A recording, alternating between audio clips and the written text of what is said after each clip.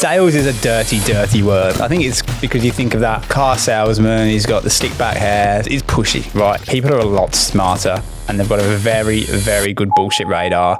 I think there's so many people are scared of sales, and that's probably a massive reason as to why people don't take the punt and the risk of starting a business. Our good friend Ryan Tuckwood, who runs Australia's #1 sales coaching agency, would you believe it, Swish, preaches this massively and said every single person, every single job in the world is in sales. If you're the receptionist at the front door, you're selling the perception of the business when someone walks in. The quality of your engagement there paints a picture of what the whole company's like. 92% of salespeople give up after 4 no's. 80% of deals close after the 5th ask. Jeez, there we go.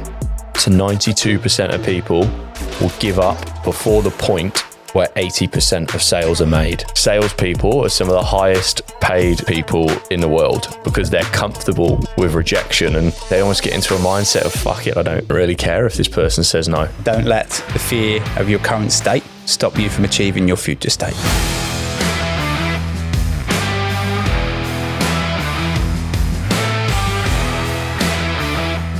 Hello and welcome back to another episode of Two Blokes One Business with Adam Powell and Harvey Rivers. Fuck me dead. We've just spent the last 10 minutes working out how we're going to start this episode and we couldn't come up with something, could we? Well, we're struggling at the moment, aren't we? I think we're trying to talk to too many different types of people with what we've been told, and I completely agree. Yeah. I think it's hard, isn't it? We even thought about translating it into Chinese for our Asian audience the other day. Don't. Yeah, we're just fucking bit stuck. Like we think there's value, and we're trying to give value to so many different people, right? We're trying to talk to the people that are maybe in our phase of business where you've started, you've got over the risk, you've jumped in, right, and you're doing well, and you want to go to the next level. And we're trying to attract some absolute elite guests to really give those people high level value. But then we're also trying to talk to the people that have just pulled the trigger and are just trying to find their feet, might be doing it as a side hustle. And then there's also people that are working for someone else, think they might want to start a business, might have an idea. How can we help those people as well? And that's a lot of people. Which I think it's not to patronise people, right? But they're the people who are most in need. I think there's so much stuff out there. Diver CEO, for example, right? Where if you want elite level knowledge and information, if you had 2 podcasts up, the Two Blokes One Business or Diver CEO, I'd say majority of people will go Diver CEO. Right or wrong? Out of 100. Out of 100, how many? I reckon 51. 51. The majority. So I think the people who we can impact the most are the people who we were 2, 3 or 3 years ago, right? When we knew we wanted to do something. Yeah. We knew that our current state wasn't our forever state. That's a great line, by the way. Trademark that. But it was like, fuck, what is it? How do I do it? And what are my blind spots? I think that's a really big one. And how do I get over being shit scared of doing it? I think that's it. I think the mindset's the big one. Hey, it's just going through every piece or every step of the journey to pulling the trigger. The mindset that's the biggest one that stops everyone, I reckon. And there's fear and then there's perceived fear as well. Like we're talking about why when we started Hartwell, right, you had Brit was pregnant with Blake. That was a reason not to start the business because really life wasn't that stable. She didn't have income above the government subsidy. So yes, it's a reason not to do it, but actually it was probably the most important reason to start the business. Yeah. I'm trying to think what my brain went through at the time, the steps. I think I looked at the scary side of the business, pulling the trigger, the risk, tried to weigh that up and make a calculated decision of how long we had, the runway of money and savings and stuff like that. But then I also looked at, okay, well, what if I don't change? My current life, I'm working for a global company. I think at the time I was on $60,000 or $70,000 base salary. We were living in maybe like a 1.5 bed apartment at the time. How do you live in a half a bed? I know you're not 6 foot. Well, I tried to rent it out, mate. But I was like, okay, what if I don't change? Like the minute we probably got 6 months and then Brit's got to start stressing about going back to work. She works in hospo, does shift work, nights and stuff like that.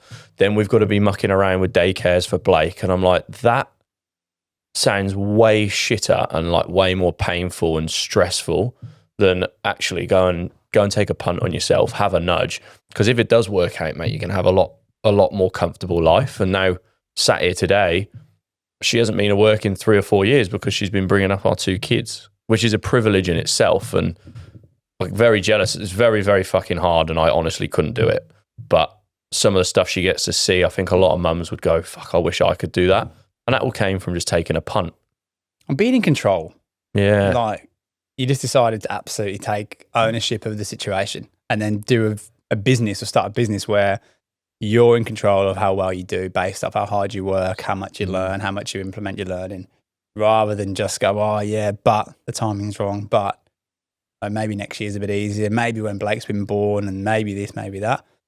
I think the control piece is massive. And what's the worst that could have happened, right? We might have started Harwell.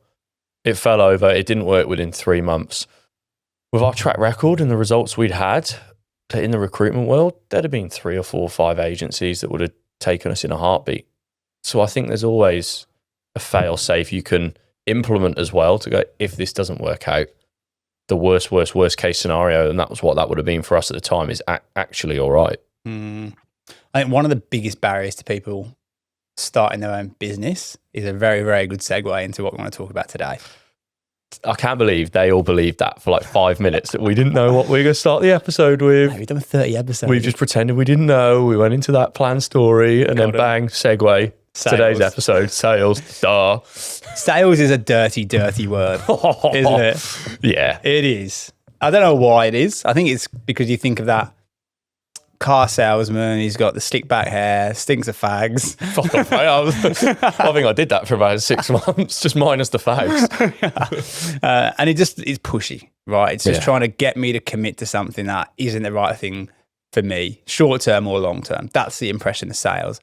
I think what we've found and what we're starting to see in the world in general is people are a lot smarter and they've got a very, very good bullshit radar as to whether someone's doing something for your best intentions or actually just to serve their own. 100%. And I think there's so many people are scared of sales. And that's probably a massive reason as to why people don't take the punt and the risk of starting a business. Like, I'm trying to picture if I'm sat there and I'm like an extremely good developer in the IT space and I've got this awesome idea for an app or a new tech platform, and they can do all the technical side, right? They can write the code, they can build this incredible thing that's going to change lives, but they don't know how to sell. Like, you're never going to get it off the ground. But what those people also don't realize is just because they're not a salesperson and that sleazy kind of image that we had, like, people sell every single day. Like, there are so many times throughout the day that people sell. One of my hardest sells every single day is getting Blake to eat her dinner. Like, she is a master negotiator.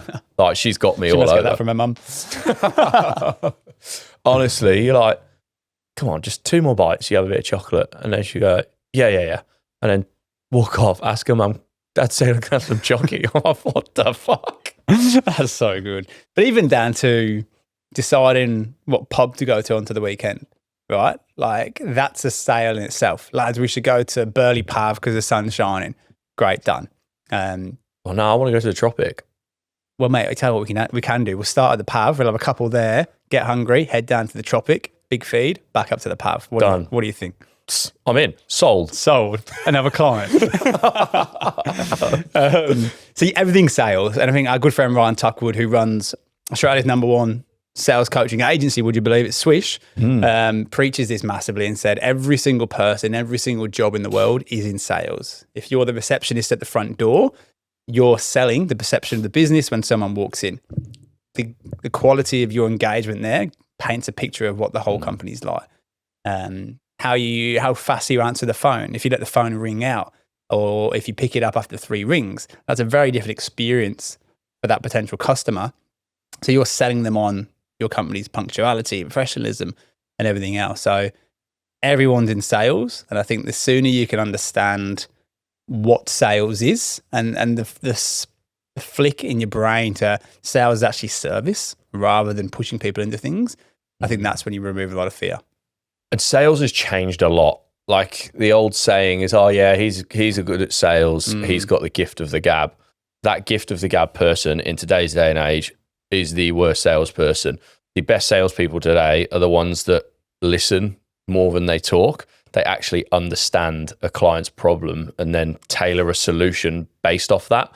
And the underlying thing is just honesty. Like I think the Jordan Belforts of the world, they tell you whatever you needed to hear, and they would lie to you just to get the sale. Whereas the guys that do it best nowadays are the ones that are honest and just go, do you know what? You don't actually need that top level product. This one can suit your need just fine. Or you don't actually need to invest in me today. Here's things or steps you can take ABC over the next 3 months, and then you'll be in a position where we can. That's the sort of sales that I think creates long-lasting businesses and relationships. And without sounding wanky, it's all about finding solutions, right? And the only way you can find out a solution to a problem is by understanding the problem. And the only way you find out the exact problem is asking the right level of questions, the right depth of questions at the right time to truly understand what the problem is in the first place, which then gives you the ability to potentially match a solution as well. I think where it becomes a bit icky in sales, and we've all had it, right? Particularly on LinkedIn.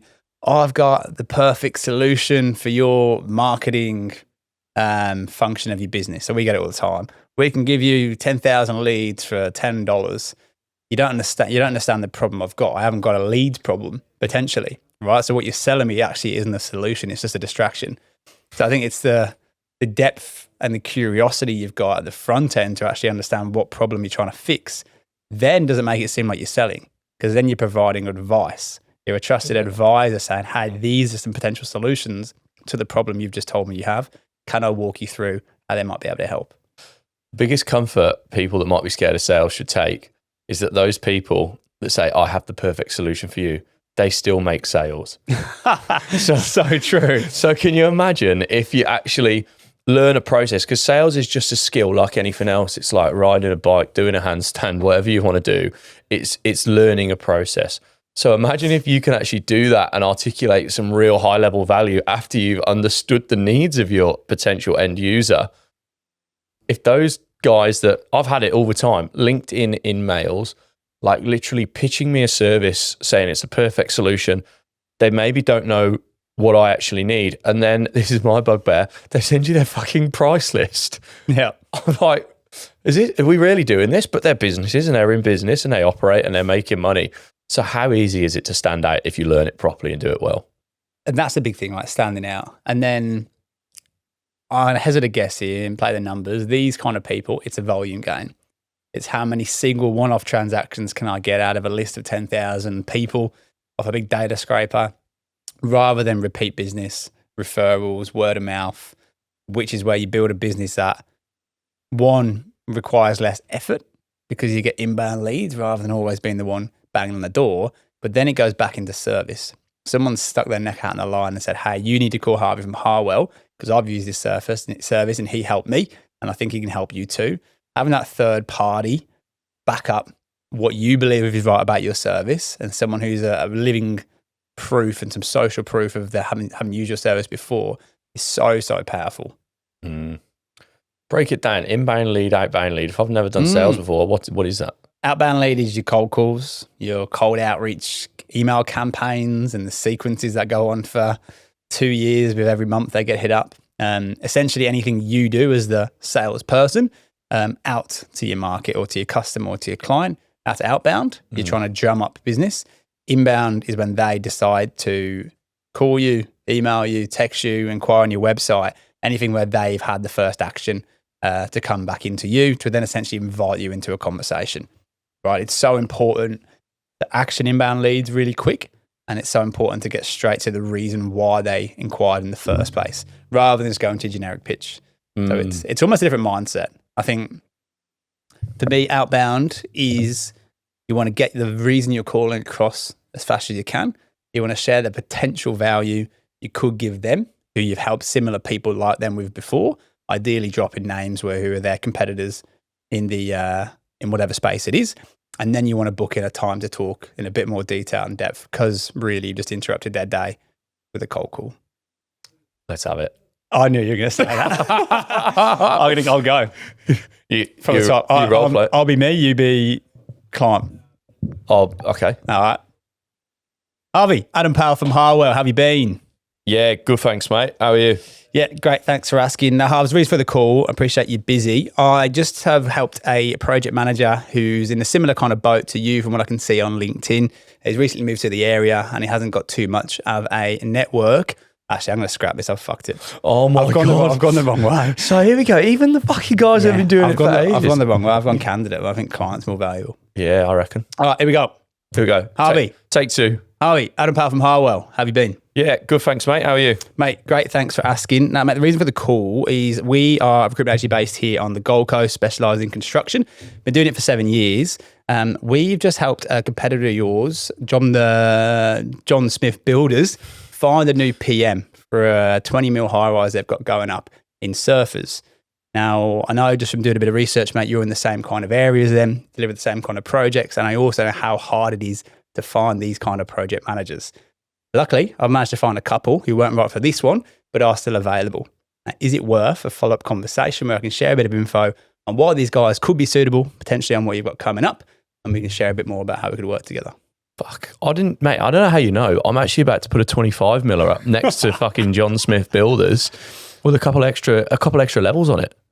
Well, mate, would you believe it? I'm actually going to be around the corner from you tomorrow morning. I've just got a couple of meetings. Do you want to send me your coffee order and where you're going to be at 7:30? We can come and shake hands. Cheers, John Smith. Cheers, Jono. Do you feel a bit nervous then? Yeah, I did, especially after the first false start. But that's it, right? It's a skill. Like we're talking about inbound, outbound. We've been so busy at Harwell. At the moment, we're not doing a fuckload of outbound sales, right? So even after been doing it for years, you gotta warm the muscle back up. 100%. It's a lot easier in real life because you actually not getting eyeballed by old mate. I'm trying to make up the names of building companies on the fly as well. John the Smith Builders. John the Smith Builders. Oh, how did you come up with that one? But yeah, that's an outbound call. And an inbound one would be something along the lines of, hey, Harves, look, I've seen you've inquired on the website about potentially hiring a new project manager. Yeah. Could I ask what inspired you to chuck that inquiry in? Yeah, done. And then bang, they might not tell you the exact core reason. They might put a bit of a smoke screen up and just go, I'm just having a bit of a look around, which never normally is the case. It's normally just a kind of reflex objection or reason they give you. So then the magic is going, okay, well, what made you inquire with us? You know, there's a lot of good recruiters out there, there's a lot of different businesses. What is it about what you can see in Harwell which makes you think we might be the right fit? Yeah, you know? I love it. And when we're talking back about outbound, I was nice on that call. Sometimes you got, mate, not interested, right? But a stat for you. Oh, God, I'm keen. Are you ready? Yeah. 92% of salespeople give up after 4 no's. But 80% of deals close after the 5th ask. Jeez, there we go. So 92% of people will give up before the point where 80% of sales are made. And I hate using the phrase sales are made or sales are closed because I genuinely believe in the value we give companies so much in some of the people we give them. It don't feel like I've got to close a sale. I'm like, do you want this outcome that we can achieve through this person where the ROI is 10, 15, sometimes 20 times what you're about to invest? If you don't, that's fine. Yeah, it's a no-brainer. I think getting into business has made that equation a lot easier. Now I'm a lot more confident when I'm speaking to, I had a phone call earlier today, said, hey mate, I know we pitched this role at 150. Yes, I know I've sent you someone who wants 190, but I believe I've done that because of the value this person can bring you for an extra 40K is going to be 20-fold that in terms of an ROI for the business. And I think you'd be silly not to meet him based off the potential value we could bring. Hey guys, thanks for tuning in to another episode of the Two Blokes One Business podcast. Now, apart from being world-class podcasters, we also run a recruitment agency called Harwell. If you're keen to learn a little bit more about what we do, then head over to our Instagram at Harwell Group and check us out. Back to the app. And it's so true. You know, you're not wasting anyone's time, but you're doing it in a really consultative way where you're kind of admitting that it's not the perfect square peg, square hole they asked for, but knowing the business because of the questions we asked and knowing the person, the candidate because of the questions you've asked them, seeing the potential solution there and then saying, I'd advise you to spend a bit of time with him. You can't get that level of influence, I think, if you're just trying to square ram square pegs in round holes because people just know you're just trying to make a buck. Yeah, 100%. Let's go through a bit of a sales process, right? A sales map. Let's break it down because I'm mindful of us getting too deep into the recruitment weeds. This is about a sales episode rather than recruitment, because not everyone's going to be sat there on the idea of a recruitment business. And the main thing we spoke about, right, it's understanding. It's not necessarily pitching, it's understanding. And that all comes in the discovery. And one of the easiest examples I can give, you don't walk into the doctor and he starts pitching antibiotics that you need when he doesn't know anything about you. He or she starts asking, what's the problem today? What have you done so far? How long has this problem been going on for? What sort of pain or symptoms is it causing? What do you think, what do you think is going to happen if we don't change? Well, how about, have you considered this? This is the potential end goal that this solution might be able to give you. That's all a doctor does. That's a sales process. There's a discovery. And then the end outcome you're confident in. One, because they're a trusted figure, and two, because they're taking the time to understand what's actually wrong. If you'd walk in there, and we've all had it, right? In whether it's a doctor, whatever walk of life, you've gone into somewhere, they've asked you one half-baked question and gone, yep, you 100% need this solution. And you're going, there's no fucking way you know what I need because you haven't got a clue about what's actually wrong. Yeah. It's so easy, mate. It's so easy. Like when you actually dumb it down, it's not easy because it's scary to do cold calls. Fuck, I still hate picking up the phone and doing cold calls now because, again, as we've discussed, we don't really do loads anymore. But when you do dumb it down and you go, actually, I do this in every single facet of our life. Like even when we approach guests for this podcast, I'm quite happy to go and message a guest about coming on this podcast that I've never spoke to. I'll pick up the phone to them, tell them about what the podcast does, X, Y, Z. And if they say no, I'm not scared about them saying no because this is so new to us and it's just something different. Whereas sometimes if I'm picking up the phone to a really high level CEO that I want to work with or a founder I want to work with, all of a sudden, like there's this fear in me of like fear of rejection of what if they don't want to work with us? And you take that so personally. And I think that's something that even now I still definitely deal with it every single day on every single cold call. But I think you need to as well.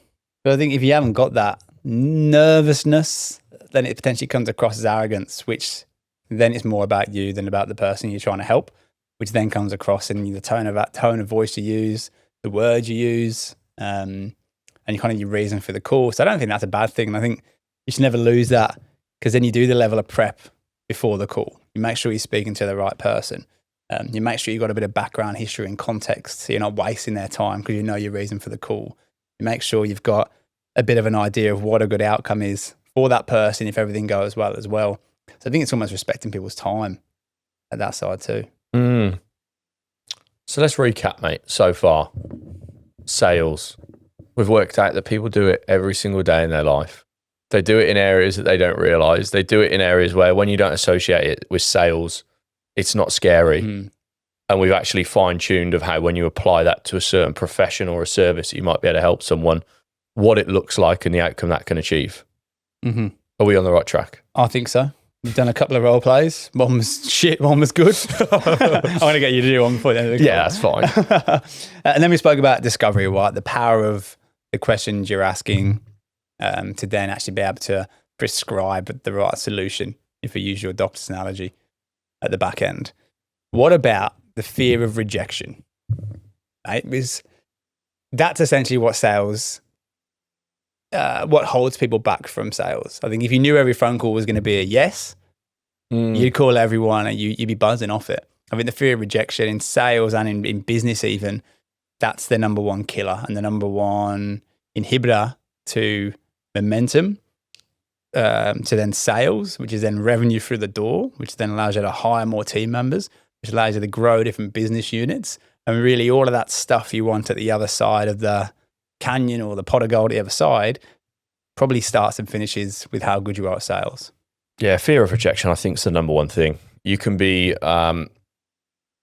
so well versed in a product or a service, whatever it might be, but if you're scared of getting told, no, we don't want that, or no, we don't need that, you just won't move anywhere. Like sales is generally the heartbeat of any business. You could have 100 developers. If you don't have one salesperson to push the product, you're not going to move anywhere. And there's a reason why salespeople are some of the highest paid salespeople in the world. Like it's because they're comfortable with rejection, and they almost get into a mindset of fuck it, I don't really care if this person says no. I think one of the hardest things in being rejected is taking it personally as well. Just thinking that they know Adam Powell, they know all my history, they know everything I've done, they know my deep dark secrets and fears, and they're telling me to F off or to no to me. But really, it's never really about you when you get rejected. The other side of that, I guess, if we're talking about complete ownership, is you haven't explained your value enough to get them interested. It's never personal. And if it is, that's 1 in 1,000, which you just chalk off and go on to the next one. So that resilience piece is massive. Andy Hanna in here for us, our trades and labour manager. He's probably the most resilient bloke you'll ever meet. So his type of sales, what he does in his day-to-day job is he barges onto construction sites around the Gold Coast and Brisbane, goes up to the site manager, who a lot of the time he's never met before, walks into the site office. Hey boys, I'm Andy from Harwell. We do labour hire supply. We can help with, labourers, forkies, skilled tradies. Guys, what do you think? What do you need? Now, more often than not, the boys are busy. They're in a meeting. They're probably finishing up a 12-hour day. It might be 35 degrees out there. The last thing they want to be doing is speaking to this big, loud English fella about labour hire supply. But fuck me, he gets up and he does it 10 times a day, 5 days a week. He literally gets told to fuck off. Like we all say, oh yeah, it's easy to get told to fuck. No one actually tells you to fuck off. And he gets it to his face. He gets it to his face. And like, what about the one? He goes, he went onto a site and I think it was the health and safety guy was there, and he, all right mate, great to meet you, and put out his hand to shake his hand. And this guy stood straight in front of him, has looked him at the eye, looked down at his hand, and just looked him in the eye and just gone, get off my site without a hard hat on. And he's just gone, shook his own hand. Shook his own hand and gone, right, no worries. But you know what? He's the type of guy that would go to his car, put his hard hat on and go straight back up to the same bloke. And it's that persistence that people respect as well. I think at its core, everyone understands you're there to do a job and you're there to offer a service which you think can help them, right? And I think people value that and rate it when you can get told to fuck off and still keep coming back. And they're the ones you want to win. The big lesson I learned early on was the guys who say yes to you on your first phone call and promise you, being the biggest and best client for you, they also say the same thing to every single other person who calls them for the first time. It's the ones who are a bit hard to crack. They're a little bit frosty. You need to probably psych yourself up a little bit to call every time. That when you do keep cracking and like your stat, the 5th, the 6th, the 7th time of following up, you do get them and you win them. All the other salespeople out there aren't getting past the first 3 or 4. So there's no chance they're going to take that client from you. Yeah, let's talk about following up, because following up, again, if you don't know sales or if you're a bad salesperson or you've had some pretty basic training, then someone listening to this now probably thinking following up is just calling, hey mate, you ready to buy my product yet? It's not like that. There's so many different creative ways that you can follow up, and we call them contents of value. And that might be a range of things, whether it's sharing a news article that, a big development within their sector of whoever you're trying to nurture. It might be a podcast of an expert in their space talking about X, Y, Z. Like there's so many different ways. It might be a top 3 tips to avoid when trying to achieve X, Y, Z. Like there's so many creative ways where you're just dropping these little value bombs to them, but it's just hey, remember we discussed what I can do for you in my service, and straight away you're elevating yourself above every other salesperson that's just constantly asking for the business. And I think it gets easier, and it's another point I wanted to talk about today is how can you transition into sales or business and make it a lot easier and feel like you're not selling? And I think that's by going into business in something where you understand your potential client inside and out. Like, all of their problems, what success means to them, the things that they're trying to deal with on a day-to-day basis. Because if you can really get under the hood of their brain and their thinking from day one, you know exactly where to talk to. I'm thinking about when we sat down with that fella that we've just hired, and we won't, he comes here in Jan, so we won't say who it is. But they're transitioning into the recruitment world from their profession, and they're going to recruit their profession. And we met them, and that person was just like, I've been the guy that bad recruiters have sent into the wrong interview, and they've talked me into going for an interview that I was never right for the role. And I've been the guy that's tried to hire people through some of your direct job boards and just haven't been able to get the quality. And I know the stress and the pressure that that can put on your role, and then how it affects your family because you're not going home on time for work. I've been that guy, and I understand it from a first-hand perspective. So now I'm here to come and try and solve that problem. Bang. You speak right to the pain points of the person you're speaking to, and that level of familiarity and trust. You can't match that if you're just coming in there blasé. Yeah, we help most people. We can probably help you too. You're not connecting with anyone. Whereas the way that fella described it, I remember it on the Teams call, he went off and gave that 60-second tangent, and I'm sat there like jaw down to the floor going, mate, if we could clip that up, that is the post that's going to get you all of the business, because it's so true. One, he's been the other side of the fence. It's so relatable as well. Even just the way he delivered it. It was so cool, calm, composed. And he's never been in a sales role. He's just talking his truth. Yeah, but there are so many facets. When we actually unpacked it, there were so many facets within his role where he has to partner with different departments throughout the entire company. And he has to win over their department leaders, let's say, who need to buy into this new process or way of doing things, which is going to streamline their actual processes of business. And there's going to be a direct positive outcome as a result of it. But he's having to sell that new process to these department leaders, and then help them how they're going to sell it to their team members who are about to have to go through a new process. Just because he's not in a sales role, that's still sales. You're still trying to articulate to a human being why this change in their process is going to impact this in their life positively. Is it natural? Is it a skill? Like, are salespeople born or made? Nah, you can't say that, mate. With the relationship we got with Tucky. Oh, is that his quote? Nah, not his quote, but that's his whole belief, isn't it? Yeah. He's like, don't tell me that salespeople are born. Like, wasn't he a mute or something when he was a kid? Like, didn't he not? Like, he said he used to sit under the fucking dinner table. So then they're made, right? Is it probably the answer to that? 100%. Yeah, it's like a skill, isn't it? It's like any process, riding a bike, driving a car. And I think the beauty of sales, from what we've learned, is there's not one type of person who does really well. There's different types of sales and different ways to approach it that suit your personality type, your background, your demographic even, depending on the people you're trying to talk to. And recruitment's very similar to that as well, speaking in our world. And I think, speaking of Tucky, he always mentions that if we're using the DISC personality type, the most successful salespeople are an S? Female S. A female S type. So quite steady, listen very well.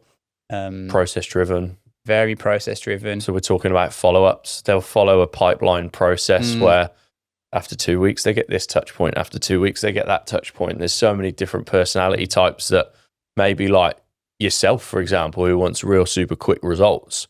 You might get bored after 2 or 3 attempts because you're not getting the direct result you want. Whereas that person will just keep ticking the box, follow the process, because it's a skill and a process. So mate, we've got the mindset sorted, right? We're amped up. We're going to call a big list of 100 people to generate some money for the business or for our company. We've got the process, got the discovery wrapped up. We've worked through a belt of a presentation. We've asked some incredible questions. Now it's time to close, the big scary close. The big scary close. Why do you think people think closing's so hard or so scary?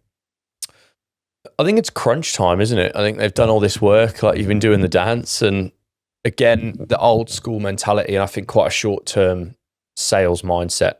Depending on what your product is, you might be selling a one-hit product, right, where it's more transactional, but I think it's the crunch time. It's the yes or the no. Am I good or am I not? The best closes for me, I guess I'll speak on my experience, right? My type of close is normally the options close. And what I mean by that is that halves after everything we spoke about today, you told me A, B, and C about what you're looking for, what's going wrong, what will make your life a bit easier. There's kind of two ways we can go. First one is we can shake hands and look, it's probably not going to be sensible to walk through a solution. I don't think we're the best people to help. Maybe I can refer on to some people who can. Or actually, based off what you said, I do think we can help. Do you mind if I walk you through a couple of different options? I love it. You're giving them options, right? It's all about doing the thing they least expect you to do. And that's why I think some of the least salesy people are the best salespeople, because you make people feel comfortable. And 74% of people buy because they feel comfortable. There's another stat for you. You are Statman Dave. Statman Dave. So it's about not being pushy, and consumer behavior has changed so much. Like, people are privy to those old school sales tactics because I think the media and social media has exploited those sorts of people so much. So I think it's flipping on its head, and it's all about the value you've provided in that transaction. At the moment, mate, I'd probably say I close by not closing. Oh, what do you mean by that? So we discussed that I don't know how, but I just keep selling retainers at the moment. And in our world, they're reasonably rare in recruitment, but it's where people pay you some money up front to engage you. And there's a number of different things that come into that, right? It's the process you've taken them on. It's the value you've articulated in what you're going to do for them before you get to an end solution. But I've just got into the habit of saying, look, from here, we're going to go and create this job brief. This is our Bible. If it's not on here, it didn't happen. I'm going to then send that job brief back to you. You guys are going to review it, sign it off, and then collectively, so I'm putting myself and them as a group. It's not a transaction. Collectively, we agree this is the person we're going to look for. Then from there, you're going to give me the green light and the go ahead, and we'll go to market. I'm then going to run through 2 interview stages, one on the phone and one in person. And at that point, I'm going to try and spot any red flags that this person might have whilst assessing suitability for the role. Then we're going to present resumes with notes of why we think they're a good fit, but then we're going to put them into your world. You're then going to sit with them once, probably twice, depending on the seniority of the role. So then you're going to have 2 hours across 2 interviews to try and spot any red flags. And then when we find the person that we want, we're going to go and do reference checks. And then that's another stage where hopefully we unearth red flags. So collectively, by the time we get to signing a contract, we are all comfortable. If there were any red flags, we would have spotted them. So I just kind of take them through that process and into future tense and get them to picture this world where we've got the success. They can imagine it step by step. I'm trying to bring myself into their world. We're all responsible for this. It's not all the pressure on me. It's not all the pressure on you. And then at the end, I go, look, I'm also going to send you through our terms of engagement. There's a number of different options of how you can best work with us. Some companies in your situation typically might choose this one, but I don't know if it's right for you. I don't need an answer now. Naturally, you're going to want to read through those, digest it, maybe speak to your manager or whatever it is. Come back to me with any questions and let me know what you want to go ahead with. And then just leave it. That's really, really good. I'm not trying, I don't want to make the sale there. Because you can try and negotiate there and then, or negotiate on fees, but it's like, what for? I let them go away, digest everything we've spoken about, read the document, because at that point they don't know what it is. Read the full document, have a look at the different options. And a lot of the time people come back and say, yeah, we'll go with option A, which is the retained option, because I haven't mentioned it. On a couple of meetings where I've reflected and I've going into the job going, oh, this is something we need to retain, and probably subconsciously pushed and sold the retainer. You never get the fucking retainer. I think what you did really well there is all about them and helping them get the best result, rather than, well, you need to do this one because we're the recruiter and we need to get paid, which is a completely wrong approach to it as well, which is probably why people lean in a lot more on that. But that's gold, mate. You did really, really well on the role play. Thanks, mate. That's good. But that's a process that, like, I've been teaching Katie that process. She's watched me do it in action now 4, 5, 6 times. I can hear her doing it already. Yeah. Like, that is a process. I reckon we could pull anyone off the street. And I reckon we could teach them that process within weeks or months, depending on how hard they wanted to go, no matter what their background. I think urgency is the big one at the close.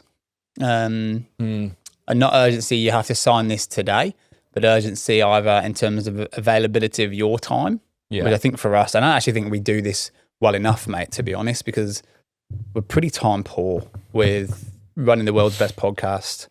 Obviously, we've got a new sexy business that we're launching soon, which we can share some details on. It's not in the adult industry. Not on OnlyFans. Obviously, managing the team, also recruiting, running the business as well. So I think the urgency on our time available to go, hey, obviously the forecast is going to take 4 weeks to run. We need to make sure we've got the resources to put into it to get the result we say we think we can help you with. Can we find out by the end of the week whether you're ready to move now or whether we're best to part this for a few weeks? Because there isn't endless time available. There isn't endless resources for us. So if we're going to go and get the result, which we really stick our neck out on the line for and say we can, it's probably smart for us to then make sure we've got the time to deliver and explain that to people to make sure they know there isn't just this endless supply where they can make a mind up whenever they want. Yeah, I think it's giving them the out as well. Yeah, giving the out, but also through really relating to each other. Like, I love it at the moment. I'm doing so much work with founders. It's so easy to sit down and talk about that time piece. And like, we both know more than anyone, time is our most precious asset right now. So if we're going to work together, like, I'll give you everything I've got. But you know how frustrating it is when a client asks you for something, you go and give it everything you got, and then for whatever reason they just kind of leave you hanging at the end, and you're there going, what did I miss? Where did we go wrong? So if we are going to go and work together, I'll give you everything. I just need to know that you're committed. Yeah, because you know how hard it hurts. So it's like going through that and go, look, if you decide that I'm not the right person for you, we're not the right people for you, that's fine. Just let me know, and then we can shake hands. We've not wasted each other's time, and we walk our separate ways. But if we're doing this, we're going to do it well, and we're going to go hard for it. Mate, you're on fire today. Get me on the phone. That sounds real good. Get me on the phone. I think we've wasted time in it. You should be out there calling clients. We'd have made shitloads. No, we'll clip this up. I'll just send this to bulk email it to everyone. There's a bit of a recap, mate. I think the mindset's so important. And I think education is really powerful for getting over the fear of sales. I think if you understand the process to it, the systems, the framing in terms of the words you want to use, the outcomes that you're trying to get off the call, you can remove a lot of that fear because it's all based off your own perception rather than any facts. So I think getting your mindset right early doors is important. I think if you're going to step into your own business or even change career into more of a sales focused role, I think understanding the intention you're going into each sale with will really, really make a massive impact rather than feel like you're just pushing people. Yeah, there's just so many facets to it. And I don't want that to sound like it's overcomplicating it, because it's not. But if you can break it down, like, it's into different facets of learn your client persona, understand their pain points, learn your industry, find third-party stories of, if say you're new to a business or whatever, okay, the people before me, what results did they achieve? Because you can talk to those results, and then you start to really understand your offering as well. When you start to bring all of that together, like, it is really just content and a process that you can learn. And it's like everything else. You go and do bicep curls every day, you're going to get big biceps. You didn't know what I had a bicep curl. You didn't know the different variations of bicep curls when you first walked into the gym, but now you do know them, and you know how to do them in different settings every single day. You're going to get big biceps. Bang on.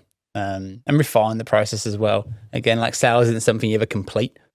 It's something you always got to refine, and using that, what's that curve called? The unconscious incompetence, that one. And then the conscious incompetence where the unconscious is I don't know what I don't know. Yeah. And then the conscious incompetence is shit, I know how much I don't know. And that's normally the really scary bit, because you're not naive anymore. Shit, there's actually a lot to learn to be really good.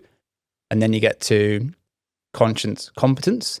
Okay, now I know what I'm doing. And then the holy grail is that unconscious incompetence where it's just second nature. And it's literally just a curve. And anything you do in life, you'll go through that. And it's just recognizing where you're at, accepting it, and then doing the work to move through anyway. And that could be sales, that could be anything in life at all. And I think back to what we said at the very start is everyone's in sales and everything is a sale. Getting Blake to eat a dinner, deciding where to go for dinner with your missus, even telling your kids to put a coat on to go outside, or whatever it is, everything you're trying to influence someone's decision. So you're already doing it. That's it, mate. Like, we came into here and we thought, topic for today, how to sell when you've never sold before. But the secret is you're doing it every single day when you don't even realize. So it shouldn't be as scary as what it is. Mate, I think that's a cracker. I think if I don't say myself, I think it's such a powerful skill, you know. And if you can get over the misconception of what sales is, and then actually educate yourself in it and stick with it, that is the biggest ROI of skill I think you can learn to change your life. You're literally the maker of your own destiny at that point. Again, that person we've hired in January, the reason they want to come and do this role is because they were going, I've been struggling or trying to get a head of department job, right, for the last 6 months. And when I really look at it at a granular level, what, to get a 10 or 20K pay rise, to work an extra 20 hours a week and have loads more responsibilities, like, or I come into your world where, yes, it's sales, but I'm selling a service I believe in because I've been the end user, I've done X, Y, Z, as we've already discussed. But if I'm cranking extra hours, if I'm absolutely nailing targets, that all goes into my pocket. And we've worked out and we've done projections with this person within, I think, their second year at Harwell, they could potentially earn 50 to 100K more than what they were earning previously. And they're not on low money right now. Like, they're on good money. Yeah. It's the number one skill. Like, when people say, what do you think Blake might want to do when she's older? The first thing I'll be teaching her is business and sales. Because if you have those two skills, fucking world's your oyster, mate. And you can work for Harwell. And I can retire. Keen to know if there's any scary sales stories you've got and you listen to this. Is there any burning questions or anything that we might have missed that's stopping you or people you know getting into sales? Flick us a DM. We'll cover it on the pod in a couple of weeks. But if there's one last golden nugget to take away, is don't let the fear of your current state stop you from achieving your future state. That is really good. Do you know what? If you just think we're chatting shit and we should knock this on the head, let us know, because then it'll buy us back 2 hours a week and a lot of editing money. That is good. See you next week. See ya.